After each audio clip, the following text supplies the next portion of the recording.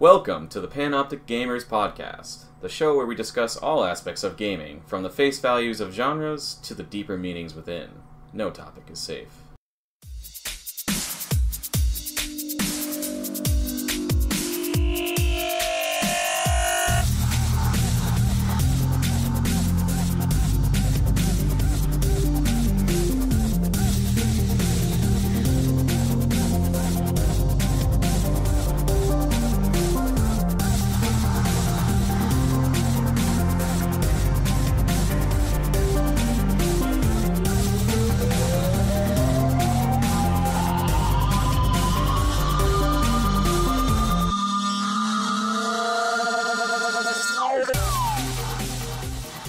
Okay, so I guess we can jump right in. Jump right in. So, how do we want to talk about stories in what capacity? Do you want to talk about how stories have value to the game, or do we want to talk about how much value a story is placed onto a game? I kind of want to talk about it's just like generally, what a story does for a game and what it doesn't do for a game, and why some stories or some games have a better understanding or a better focus on a story, while others don't really need it. Well, yeah, I mean, a lot of stories, a lot of games use stories to bring the player in and experience something that they haven't experienced before. So, say for Valiant Hearts, there's a story behind the World War II World War I era. Oh, World War I. I'm sorry. All right, so World War I era, right? How is it a story of one person, or is it a story of a group of people? It's a story like it's a collaboration of many people. You go through the lives of, let's see, you have Emil, you have Freddy, you have oh my god, the German guy, and the Dutch lady nurse. Wow, I've already forgotten all of these characters. Well, at least you have some sort of impression of them. Oh my god, so you have no idea. This game... People, if you decide to play this game, just be prepared for one thing in life. Be prepared to cry at the end. Just be prepared for that. So you're saying George R.R. Martin had a part in writing the story for this? Sure, yeah, that could work. all your favorite characters just end up dying. It's rough. All right. Wow, this Wikipedia article is scant. So one thing I want to add to our list of topics to talk about is in games where story is very prevalent, there are some games that like to bring multiple points of view to light. So, like, you'll play part of the game as one character, and then at partway through, the game forces you to switch to another character and play from their point of view. And I like that because it ends up giving you multiple angles to go from story-wise, and it also prolongs the narrative of everything, and the story can become very deep and very entrancing. All right, quick recap or quick backtrack earlier. We have for the want to mention also that Valiant Hearts is it plays from every perspective of the war, where you are playing from the German side, you are playing on the French side, and you are playing as an American. Freddy is an American, Emile is French, Anna is a Belgian nurse, so she is part of the perspective of we're the first people to be invaded. And then you have Carl, who is a German soldier. And, of course, what game is not complete without the faithful sidekick, Walt, the adorable dog? So, yeah. I don't know. So this game is essentially, it's like, 2D. It's a platformer. And the puzzles they don't insult your intelligence, but let's say they don't really challenge it either. If someone who's experienced with puzzles or puzzle platforms would easily be able to solve this game. The thing about it is the whole storyline, the artwork, and the story, and the narrative make this game like from what is a rather bland platformer puzzle to like an emotional roller coaster. Okay. And like, so this game, like some games are, it is like an interactive movie. Um, and in some cases, it's really like a nice thing to have. Like, you don't always want to just watch a movie, but with the interaction of what you're doing with this game and you're experiencing what these people are going through, and it really does a nice job of conveying this sort of. It really kind of flipped my perspective on like glory of war, especially of World War One. Like I thought, World War One was rather bland. No, it's not. It wasn't bland. It was just such a horrible war that no one wants to talk about it. Yeah, I think World War One is very overlooked because World War One had a huge part Yep. in World War Two. Even though I mean they were years apart, but still there was a lot of activity that went on in World War One that took place that kind of paved the way for World War Two. And I mean both were pretty brutal wars. There's no going about it any other way. I mean that's why they're called World Wars. But yeah, and I remember watching the History Channel's not documentary, but it was a mini series on. It was called The World Wars, and it went over how the major players evolved in World War One to World War Two, and essentially the beginnings of Hitler, the beginnings of Stalin, the beginnings of Roosevelt, or Yes, is it Roosevelt?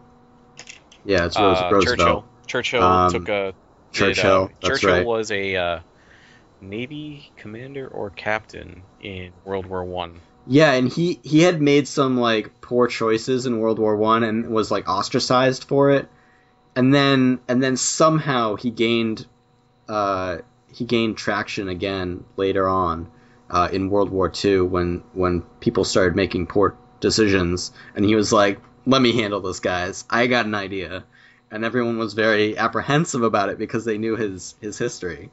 So, but then they were like, "Well, all right," and then he ended up, helping out, being Prime Minister of England and all that.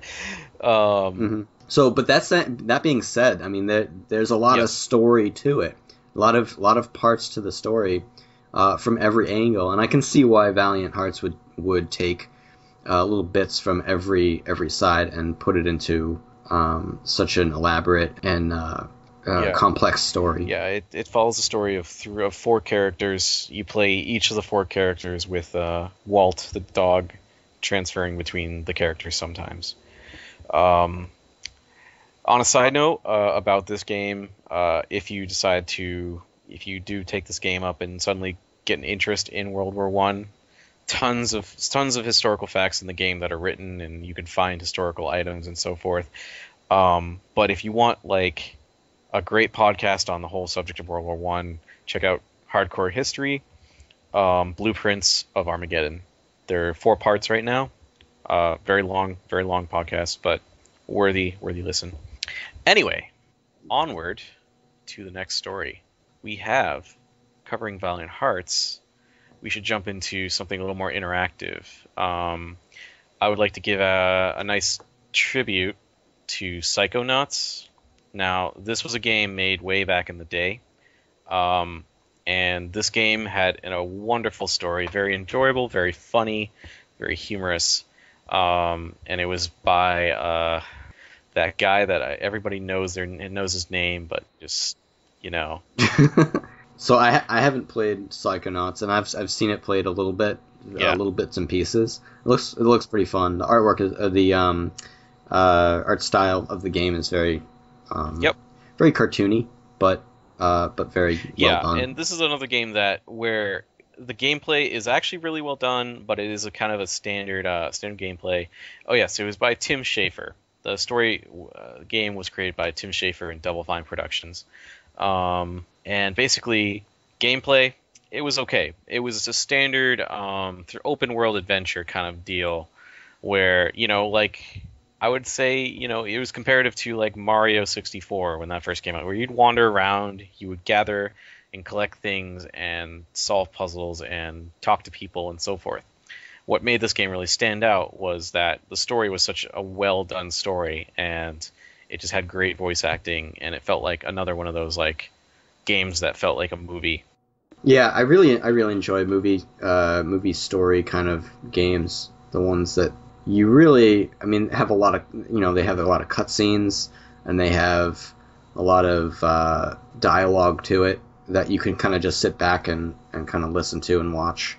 Yeah, and that's another thing about like games. Like you couldn't really go with a storyline too often with most games. Like I'd say that certain games like Final Fantasy, they would be where you had so much text in the game that it was required that you take the time and sit there and read it. But most people, when they get into a game, aren't that dedicated to the game, and they don't want to deal with text. I think that's one big problem with a lot of with some story-driven games, is that you end up having paragraphs and paragraphs of text. You might as well just be reading a book.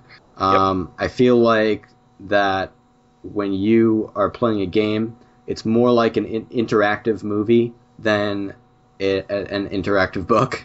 Yes. So I'd rather have, characters talking and telling a story rather than having, just walls of text, which is something I want to get into later, because a lot of games, especially like MMOs, you end up having quest logs full of just walls of text that no one ever pays attention to, yet they spend hours and hours, crafting these elaborate kind of side quests, side story narratives that just get overlooked very, very easily.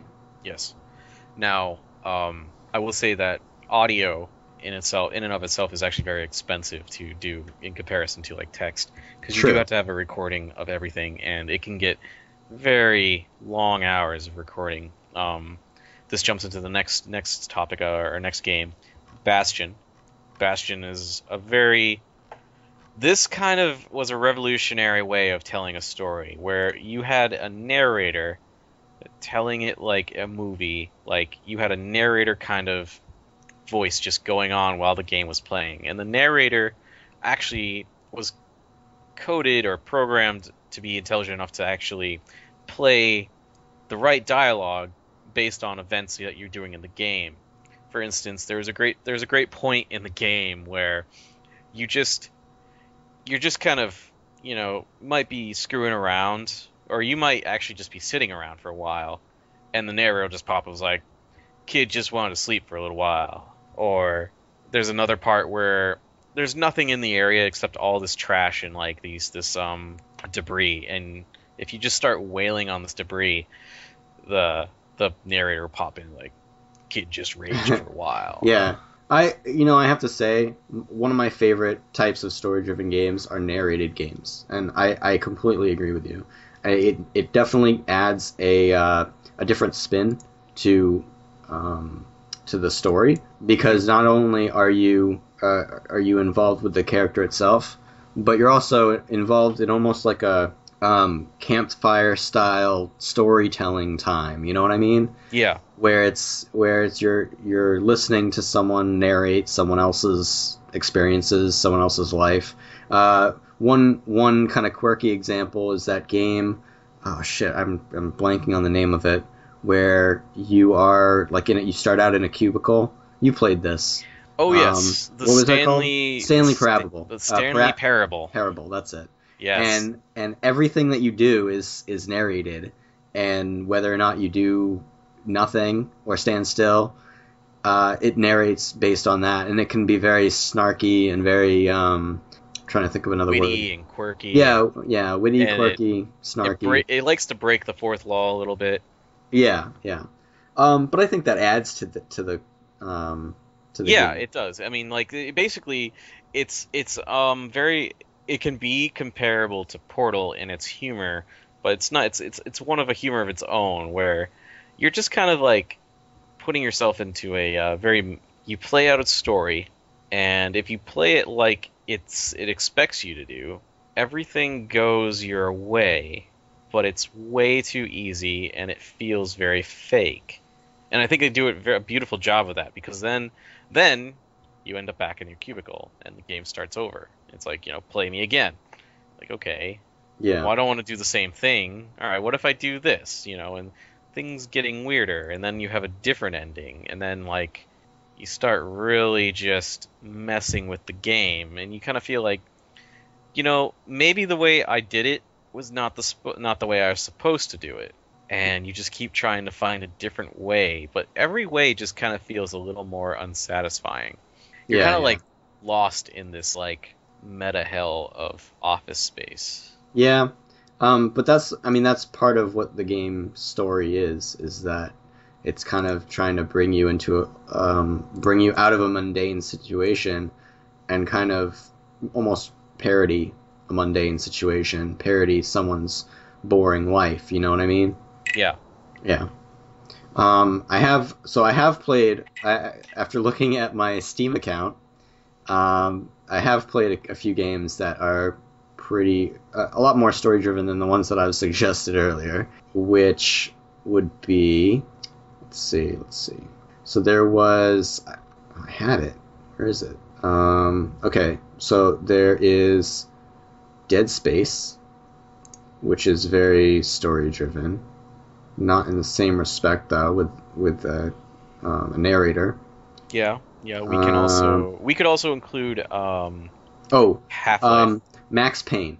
Okay, Max Payne. let's take Max Payne for example. That is very comic book style narration. Mhm. Okay, you have a character who I think, what was he, a cop? He used to be a cop or something like that. I haven't played it in a really long time, but he used to be a cop, and he has like all this drama attached to it, like all this history that he kind of touches on in the beginning, and then he goes on to like solve this I guess crime that he's stumbled upon, and I think he was implicated in it, and he's trying to clear himself. So there's a very clear story attached to it, and the way Max Payne talks about it is very. I mean, he narrates what is going on in his own way. So instead of in what was the game you were talking about, Bastion? Instead of someone else narrating Bastion, or I guess what is his name? Is his name Bastion? He doesn't even have a name. I think he's just called the Kid. Oh, all right. So instead of the narrator being the kid, the narrator is someone else. Narrator is actually someone else. The Kid is just a person that the narrator is talking about. Right, but that's what I'm saying is that that's that situation. But in Max Payne is the narrator. Yeah. And he's narrating his own experiences. Mm-hmm. So there's kind of like it can go both ways, I guess. Yeah. I mean, it's very versatile the way one can narrate a video game. Yeah. I guess. So so then you have these kind of story driven games, but you got to also be careful about the railroading aspect of stories, and the fact that it's a game, and sometimes even though there can only be one ending, sometimes these endings feel very forced. Sometimes they're just like they're not satisfying because you know exactly where the story is going, and then you have to do it. There's nothing you can't do, even when you know this is what's going to happen. Oh my god, that bugs me so much when they give you a choice and then they say, "Hey, listen, instead of having a choice, we're just going to give you an illusion of a choice, and then this is going to happen." Yep. That is my biggest pet peeve with story-driven games. I cannot stand that, and that happened in Assassin's Creed. In the main story, I won't get into details, but essentially at the end of what was it? The one before the pirate one, or no, it was the one before the Boston one. Mm-hmm. But anyways, they gave what's his name? I can't remember anything. Wow, his name starts with a D. Just give me 1 second. Well, I mean, while you're looking that up, I can bring up there is a classic example is the Mass Effect series. All right, so before you talk about that, don't ruin Mass Effect 3 for me, okay? Oh. I haven't finished that one yet. Okay. So his name is Desmond. Okay. Desmond is given a choice at the end of his storyline. The choice being save humanity or let all humanity die, but if you save humanity, humanity will be enslaved forever. Mm-hmm. So you can either have an enslaved humanity, or everyone dies. Yep. And then you say, okay, well, if that's going to be a choice presented to me, then you're expecting, okay, well, maybe it'll have me make like a little choice. It'll give me a little dialogue box to choose from.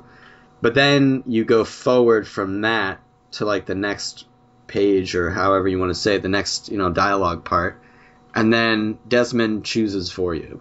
And I'm sitting there with my game controller, and I'm like, you've got to be fucking kidding me. You just gave me a choice, but I can't choose it?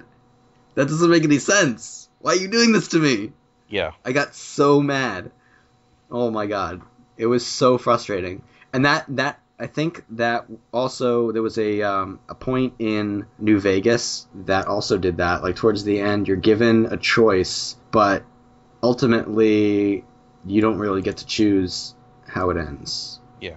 They kind of lead you. So throughout the game, you're given different paths to follow, but in the end, it just ends up in the same place, and you're given the same choice, and you're like, what the hell? I just played through a second time, spending hours of playtime, and I'm presented with the same choice. What the hell? And that ends up disappointing you. And even though they do that just because, it saves money, and it saves having to pay voice actors for other alternate endings, it still detracts from the overall replayability of games. Yeah. Well, I mean that's kind of a downfall with definite story-driven games, where a game without a storyline, where you have an open-ended scenario like where we talked about in our last podcast, where you have sandboxing games, you create your own story every time, and you're also usually in constant competition with other human beings, which is being in competition with someone else who can do the exact same shit as you can is just something that's very very appealing to most people. Right. Because they're going to be constantly challenged by different things. Right. Well, I mean, stories in multiplayer games, it's kind of like oil and water. Yeah. You can't have a story where you're the hero, or you're the villain, because everyone who's playing is just as heroic and just as villainous as you. It's patronizing. It's to a degree, yeah. Patronizing, because they do this sin all the time in MMOs. Yeah, that's true. They say, okay, hero, blah blah blah blah blah blah, kill this many boars. Yeah. But then you're like, okay, well, the guy next to me is doing the same thing. And they're like, holy crap, you killed the boars. You must be awesome. Here's a leather sock. Yep. Oh, my favorite is when you have to free prisoners from, say, an ogre camp or something, and it says, so they obviously have to give you a certain number to do. So they give you, 12. They say, free 12 prisoners from the ogre camp. And you do that, and then, because they respawn, there's always going to be prisoners there. Yes. So you're like, well, you almost feel like a dick for going into this prison camp and being like, I'm only going to free 12 of you, so sucks for the rest of you. It also and that's it. You're gonna have to wait for the next guy who got the same quest. That you feel like you've made no actual impact in the game at all. You were just sent out on an errand. Busy work. You just got busy work. Yep. So that you can level up and get you can get more experience points. It's a very selfish-minded activity, because you're not really doing the quest to free the prisoners. No. You're doing the quest for the rewards. Yeah. So, and there are numerous times where I've said to myself, I've accepted a quest, and then I look at where it is, and I'm like, I'm not going to walk all the way over there and free those prisoners. That's too much walking for me. I'm just going to abandon the quest and go to the next zone. And so you end up feeling like a dick, in every situation, because there's nothing else to do. There's no. I don't even let it bother me. It's just that's part of the reason why I'm mostly just don't read the quest text in these MMOs, because I'm like, it's just gonna make me feel like a dick. Make me feel depressed. The interesting thing about MMOs is they have this, we were getting to it, as you mentioned earlier, they have this wide variety, this rich, pages, books, novels, series of text that you can read about this world and all the stories in it. And it's an amazing, very. There was effort. A lot. There were like full-time writers who sat there and made all of this stuff. Yep.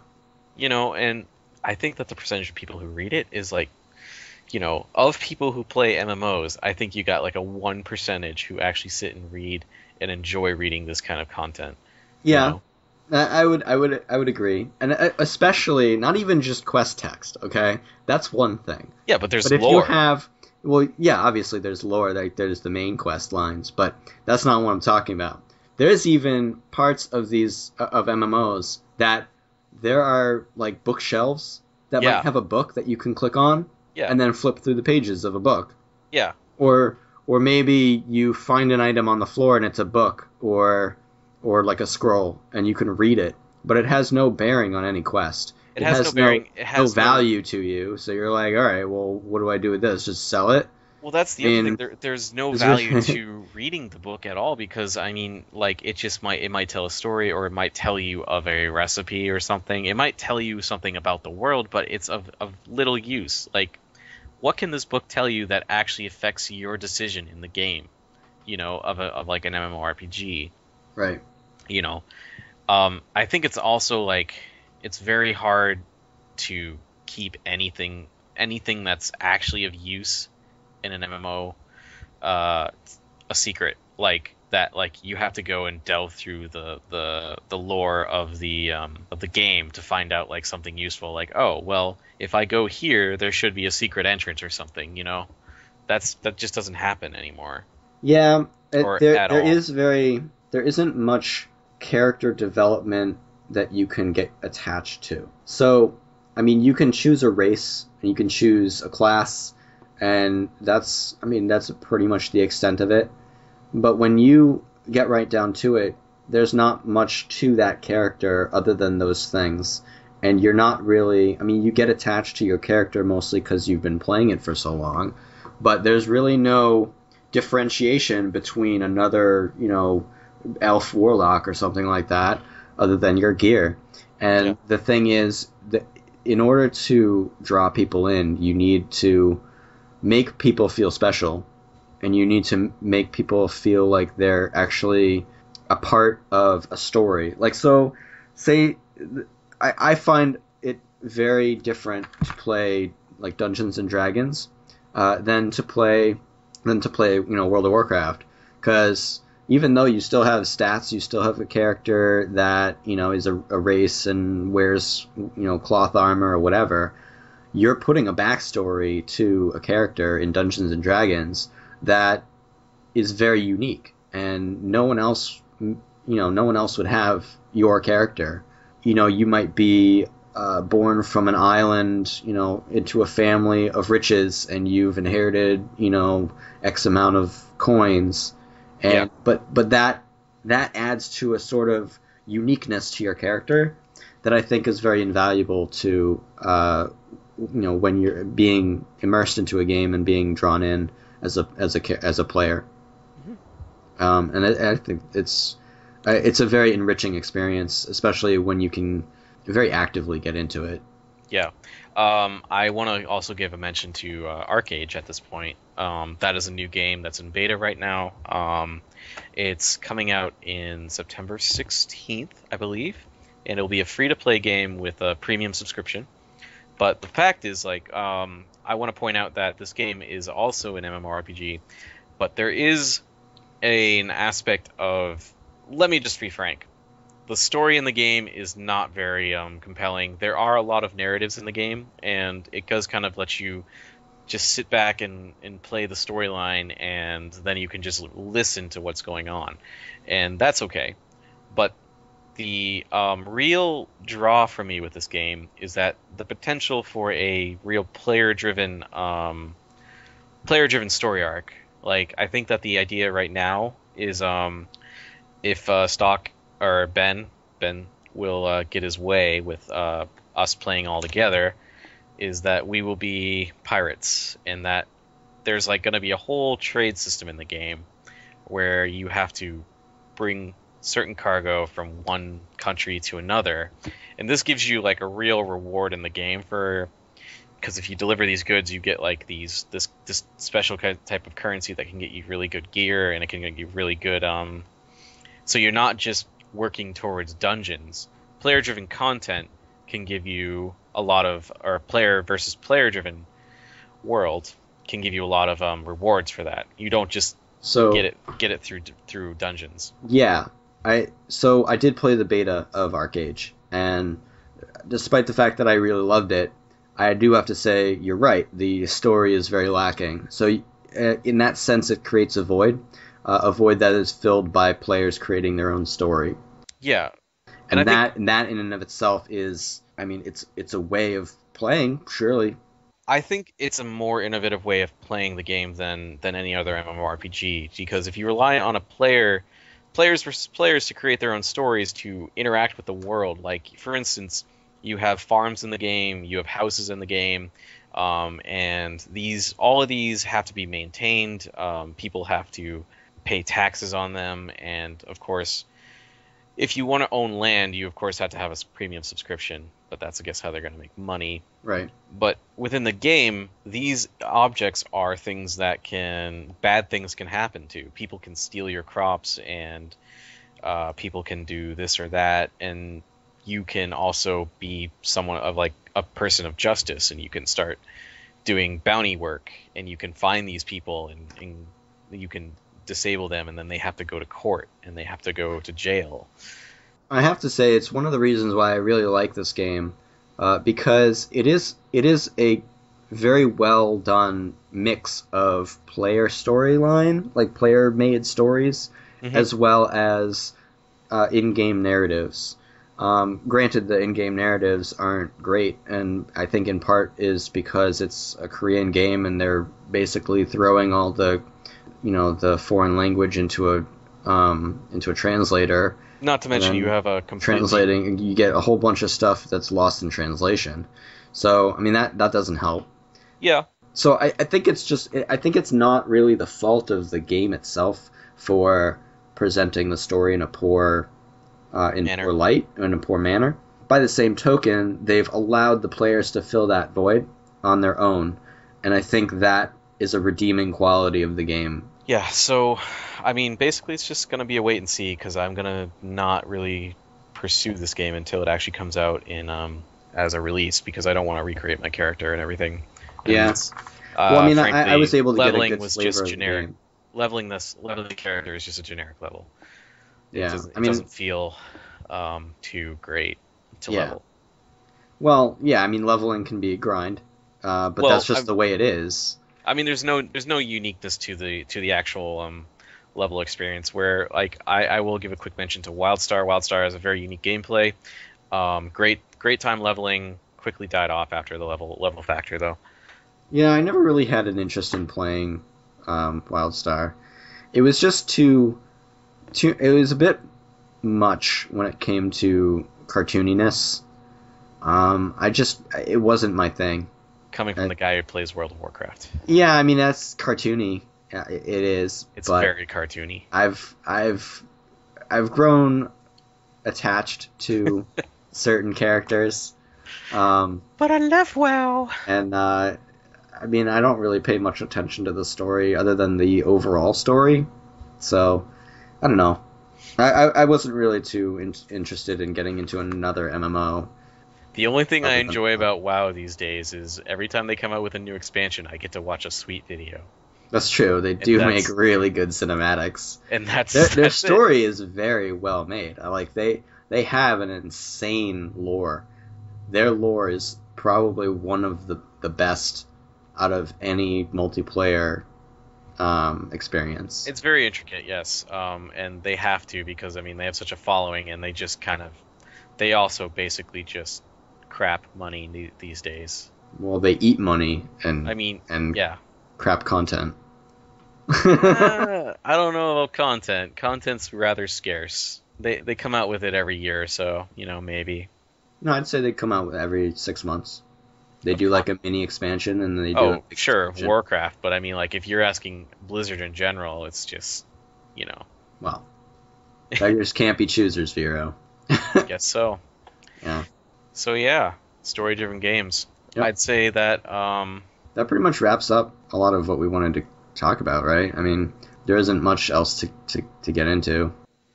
there's the good and the bad with it. Like a story-driven, I just want to wrap up with like a story-driven game can have a very large emotional impact on you, and you can get very wrapped up into it. And I mean, for instance, going back to Valiant Hearts, I played the game one time through. I finished the game in tears, and then I did a Let's Play and just watched one of the more famous Let's Players go through the game, and watched him finish it and heard him cry, and I was like, "Yep, I'm glad I'm not the only one." It was it's So quite a powerful story. I think for a final send off, I think we should tell the listeners what our most memorable story item or story, thing, happenstance, I suppose, would be from any game that you've played. Doesn't matter if it's recent or past. I'll let you start, and then I'll be So vague let with me my start. my one, so I don't spoil it for you. Okay. I'd say my favorite would be, I want to say Mass Effect. Because, You haven't finished it yet. well, I finished the first two. Okay. So, But the third one's like the biggest one, man. it is. But I'm trying to remember. It's been a little bit, and I have a really bad memory, so bear with me. Let's see. I think the biggest thing was towards the end of the second one, where shit just hit the fan. And I was like, well, I did my best, and there's really nothing I can do at this point. Shit is blowing up. You just have to pretty much bail at that point. And it was kind of heartbreaking to see everything that, like, the whole complex, the whole city that you've worked so hard to protect, just, spoiler alert, go up in flames. It was just very, very hard to deal with that. Yeah. And that's, most people who think who get upset about an ending or how something plays out, they're like, this game was horrible, I hate it, And no, it's doing what it was supposed to do. It's supposed to evoke an emotion, and that, why you can't see that really drives me crazy. Like it did its job really well. On that note, I'd like to say that aside from Valiant Hearts, I will say, you know what? Okay, Bastion had I want to give an honorable mention to Transistor, by the way. That was Supergiant Games' second game that came out. Great story game. The gameplay itself was unique. It has it's a little bit dry at times, but the storyline kept me finishing through it. But with Bastion has a unique two ending kind of circle to it, where you do one ending and you might find yourself kind of questioning if you made the right decision, and then you might play it again and you'll get that choice again, and playing the game again actually follows suit with the first ending. Without giving too much away, I'll say that much. And then the second ending kind of makes you think like living in the past isn't the right thing to do. I don't know. It's hard to go in without too many spoilers. Well, I think we can spoiler alert, and you can give some stuff away. All right. Well, from here on out with this, the whole Bastion, we're gonna reveal the ending. Ending happens where the whole game, you're going through the game like where what's it called? The cataclysm happens, and like your world is falling apart, and everyone's dead, and it's because your race of people have used this ultimate weapon that has like destroyed everyone. And so you're going through the game creating or powering up this bastion, which will allow you to go back in time and like try to do things the right way. And what ends up happening is if you choose that, you end up going back to the beginning, just living this hell over again. Whereas in the end, if you choose not to, You choose. You're like, all right, well, I have this bastion, and we will fly away and explore and live going forward. And it just kind of plays on the themes of forgiveness and of moving on and of acceptance. Okay. And it was just it was very well done. Soundtrack was amazing. Helps you. It just kind of left you thinking like, huh, that was good. Now, finally, last thing, most memorable one was of course Mass Effect 3. A lot of people were very upset with this kind of multi-ending kind of way it ended, because people would go back and they would replay all of the endings, which I think really kills the idea of the game, of the whole choice at the end. If you go back and you replay those endings, you're just kind of killing some of the it's killing like the value of the ending. So you kind of are faced with 3 choices, and I think the worst part about these 3 endings was that they recycled some of the scenes for each ending. But really, if you just watched one ending and you just let it play through and you just accepted that ending as the one that you made the choice for, it really lets you think about, like, it brings a lot of philosophical topics to play. And I think if you can see that, you can really appreciate the endings for Mass Effect 3. Yeah, I think you're right. You kind of have to some games that claim to have replayability, you kind of have to just take the choice and roll with it and be either upset that you took it or just happy with your choice. Because if you end up replaying it again, you're just going to be either disappointed or kind of coaxed into playing it again. Yeah. You don't really get the same joy out of out of playing a game again. A lot of times. So yeah. All right. So that's a good wrapping up segment. Yeah. So all right. Well, thanks for listening, and we'll catch you later.